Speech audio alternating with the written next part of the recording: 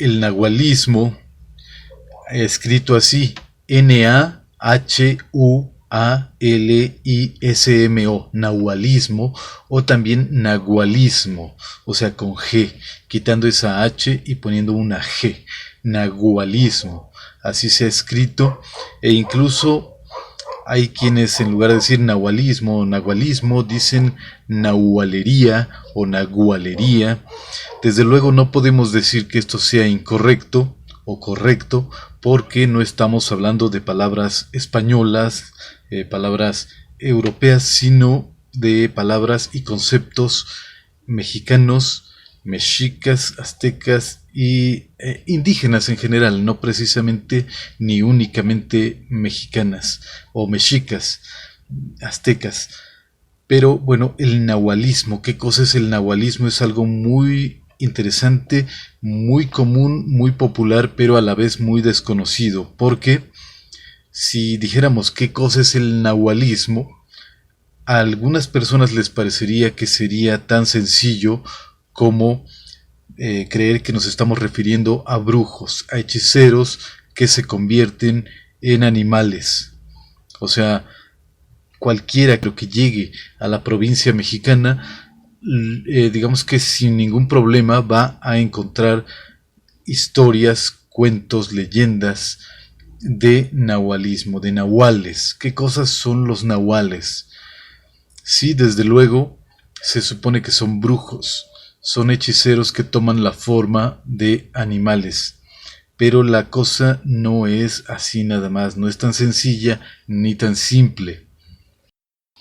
En la literatura antigua, y bueno, digo antigua de los años posteriores a la conquista, que llegaron los curas, los frailes, y quisieron desarraigar todo rastro de religión indígena y sustituirla por el cristianismo, por el catolicismo.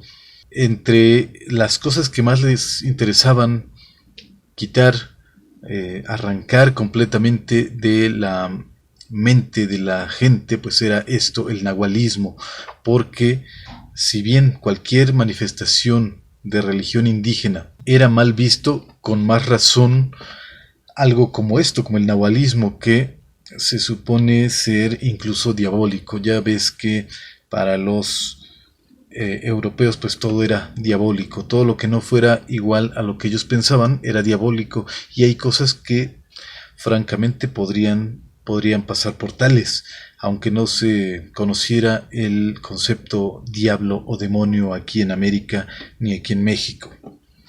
Y sí son estos autores los que nos dejan información y nos dejan testimonios de el nahualismo, a pesar de que en algún momento no fuese esa su intención.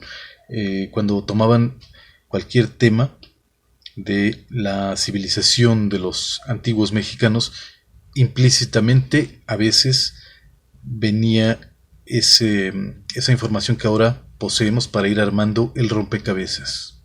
Y eso de armar el rompecabezas es pretencioso, es mucho que decir, porque en realidad es difícil. El nahualismo no es un tema así tan fácil de comprender, y de hecho pues no se pretende que se pueda entender por muchas razones. Una de ellas es el hecho de que para poder entenderlo más o menos tendría uno que estar involucrado en ello de manera activa, y eso en la mayoría de los casos no creo que fuera muy grato. O sea, una cosa es decirlo, verlo por fuera, estudiarlo, y otra cosa es estar involucrado en esas cosas. Hernando Ruiz de Alarcón escribió acerca de este tema de manera muy especial y menciona, entre otras cosas, por ejemplo, que una persona podía simplemente estar haciendo cualquier cosa de su vida cotidiana y caer muerta. Dice, ¿y por qué caía muerto? Pues porque alguien había matado a su contraparte animal, o sea, a su gemelo animal, su nahual.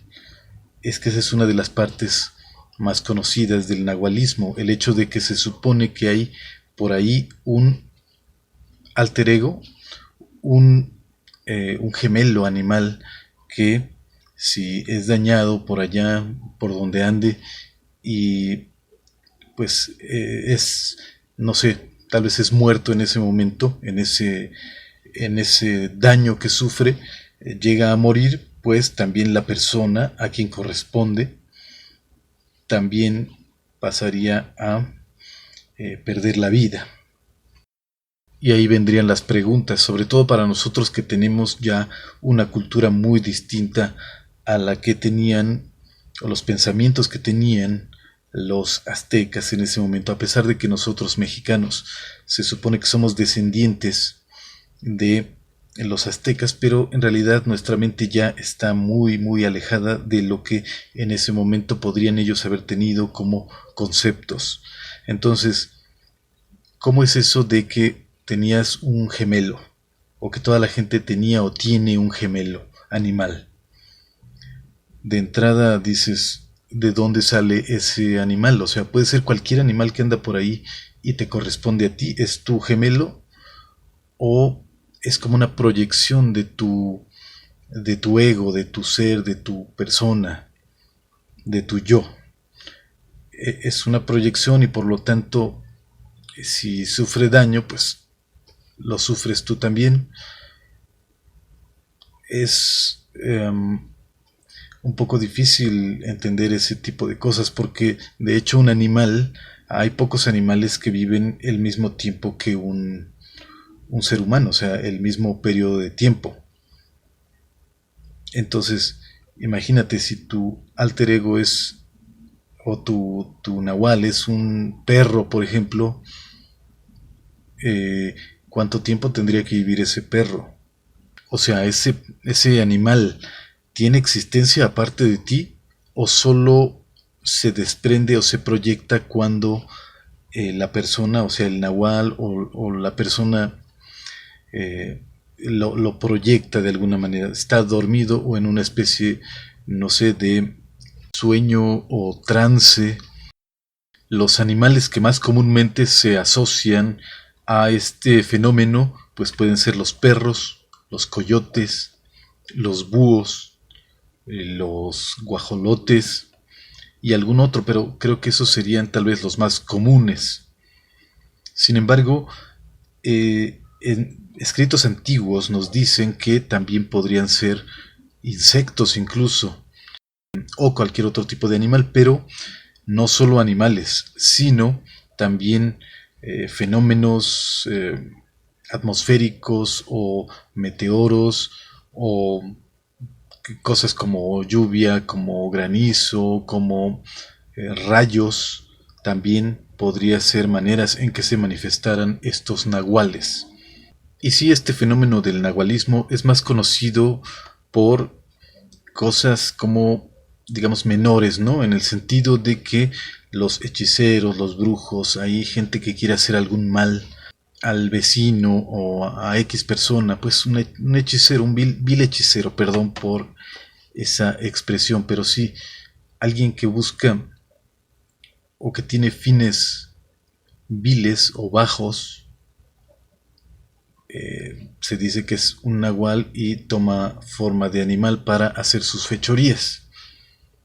Sin embargo, también en la literatura antigua se da a entender que el nahualismo no era precisamente eso, no era de simples hechiceros ahí con fines bajos, sino que también podrían ser eh, verdaderos sabios, maestros de la energía, por usar un término grandilocuente, pero sí se supone que un nahual, un verdadero nahual, sería un maestro, un sabio, y en ocasiones a estos últimos, o sea, a estos sabios, se les asocia más bien con el lado positivo, o sea, no tanto yéndose hacia la oscuridad. Los verdaderos nahuales se supone que serían casi algo así como equivalentes a los magos de otras culturas, como por ejemplo la europea, ¿no? Que hace una distinción muy grande entre lo que es un mago y un brujo o hechicero, muy superior el mago. Y así el nahualismo se supone que tiene su faceta buena o mala. O sea, no es ni bueno ni malo, es neutro. Es como cualquier otra ciencia, cualquier disciplina. Se puede usar para el bien o para el mal, según la persona, ¿verdad? Según cómo lo quiera usar la persona que practica el nahualismo. Desde luego, pues cada persona decidiría en qué manera y en qué sentido quiere utilizar sus conocimientos. Y bueno, ya en el siglo XX, o sea, en el siglo pasado, hubo algunos autores nacionales e internacionales que se han ocupado de este tema. Tal vez el más famoso sea el peruano, parece que es peruano, Carlos Castaneda. Castaneda o Castañeda. Ya sabes que en el idioma inglés pues no se usa la letra ñ, y pues por lo tanto el nombre aparecía así en sus libros como Carlos Castaneda. No sé exactamente cómo se debiera pronunciar, pero vamos a decirle de esa manera. Este escribió primero un libro bastante bueno, que según yo entiendo habría de ser el único, pero ante el éxito que obtuvo el libro, pues escribió otros tres, una tetralogía que es buenísima, buenísima, y, y después, de nuevo ante el éxito, pues tuvo que escribir otros tantos libros que como que gradualmente se van haciendo cada vez más malos hasta que los últimos son verdaderamente insultos, ya son verdaderamente, son realmente malos. Y bueno, pero esto no quita que este señor sea un escritorazo de verdad. Algunos dicen que simplemente es un farsante o que era un novelista. Él pues aseguraba que no, pero lo que sea, si fue una novela, fueron novelas lo que él escribía, pues gran escritor, pero la verdad es que cualquiera que esté metido en la literatura de la arqueología o de lo que son los antiguos mexicas, aztecas y otras tribus que habitaron el México antiguo, sabe que algo hay de cierto, algo hubo, algo pasó ahí con este señor Carlos Castaneda, algo hay de cierto, no todo es falso. Pero digo, no podemos basarnos para tratar este tema en los escritos de este señor, pero no se puede dejar de mencionar porque sus libros importantes, bastante, digamos que hasta inspiradores para otros escritores que también después de ese éxito que tuvo este señor, pues de pronto han salido disque sucesores o también personajes que pretenden ser de otros grupos de nahuales, otros, hay una palabrita que ellos usan para decir que son algo así como líneas sucesorias de este aprendizaje, de este conocimiento. Entonces, yo realmente no lo creo mucho, no creo mucho en estos escritores, pero sí sé que este señor Carlos Castaneda seguramente sí tuvo algo que ver con el nahualismo real. ¿Qué tanto él le metió de ficción? Eso es lo que no sabemos. Y qué tanto él arruinó ya al final, porque es lo que hizo con sus libros, al final arruinó lo primero que hizo. ¿Cuánto lo hizo a propósito? Si leemos sus libros, nos daremos cuenta de que puede ser a propósito el echar a perder lo que había construido antes. Como sea, no nos vamos a detener mucho en él, pero sí valía la pena mencionarlo. No podíamos dejar de mencionarlo. Muy relacionado esto con todo ese asunto de la psicodelia, el LSD, el peyote, los ácidos, las drogas, los hippies, todo este asunto estaba un poquito relacionado y por eso generó mucho interés. Incluso también hubo ciertos personajes también como María Sabina, como, bueno, que no necesariamente se les dijera nahuales, ¿verdad? Pero, o tal vez sí, pero el asunto es que estaban relacionados, se tocaban ciertas cosas, ciertos temas, y era como una época en que todo esto era digamos que era como un terreno muy fértil para todo ese tipo de ideas. Imaginémonos qué pensarían estos curas, estos frailes que decíamos hace rato, que en su momento quisieron con todas sus fuerzas eliminar y desarraigar de la mente y el corazón de la gente toda esta religión antigua y todo este asunto, principalmente lo que tiene que ver con el nahualismo, porque lo consideraban satánico y diabólico. Entonces, ¿qué pensarían al saber que hasta nuestros días, hoy 2020, año 2020, sigue en cualquier parte de México, a donde vayamos, no importa si es el sur, el norte, el centro, donde sea, hay historias de nahuales, hay gente de la que se sospecha que puede ser nahuales o nahuales, y todo esto es un fenómeno que parece ser que no le importó a estas personas que practicaban el nahualismo, no les importó ni les afectó todo ese, eh, todo ese cambio que hubo en tiempos de la conquista, toda esa revolución cultural, esa revolución religiosa, cambios de ideas, de conceptos y hasta de raza, no cambió, no detuvo el nahualismo y hasta nuestros días sigue y parece ser que va a seguir, va a continuar. Si eso es bueno, es malo, depende de cada quien cómo lo quiera ver, pero ¿qué pensarían? ¿Qué pensarían estos señores, tanto los conquistadores como los religiosos? Bueno, que también eran conquistadores, desde luego. Si hubieran llegado los chinos, o si hubieran llegado los holandeses, o si hubieran llegado quien sea, llegaron los españoles, pero no importa quién hubiera llegado a invadir México, no invadir, ¿verdad? Creo que no fue una invasión, después lo platicamos, pero eh, cualquiera que hubiese sido la civilización o el grupo humano que hubiese llegado en ese momento, el nahualismo no dependía de nada y se amoldó, digamos que se vistió de las nuevas ideas y de las nuevas tendencias y no le importó, no sufrió para sobrevivir, simplemente fue algo que en automático el nahualismo se adaptó a la nueva realidad, a las nuevas disposiciones y continúa siendo una realidad, continúa existiendo y basta con que le busquemos un poquito, con que preguntemos en cualquier reunión. Sacamos el tema y salen 20 o 50 historias de nahualismo.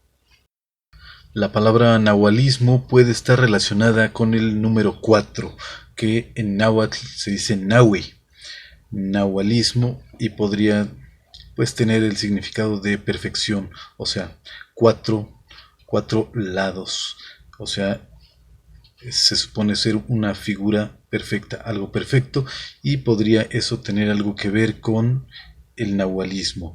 Algunos personajes del México antiguo, y estamos hablando por ejemplo de los tlatoanis, de los emperadores aztecas, probablemente hayan sido o hayan pretendido ser nahuales o tener al menos algunos conocimientos de estas prácticas.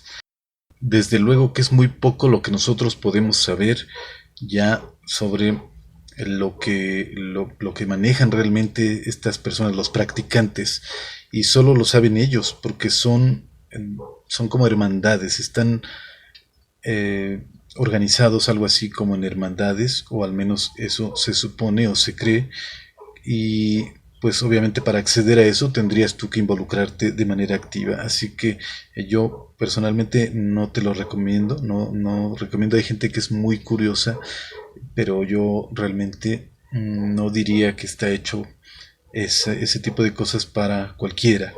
Entonces está bien tratar el tema, hablar de él, pero de una manera superficial como lo estamos haciendo, que a final de cuentas es lo que nos toca. Yo soy Artemio Guevara y te saludo desde Ciudad de México.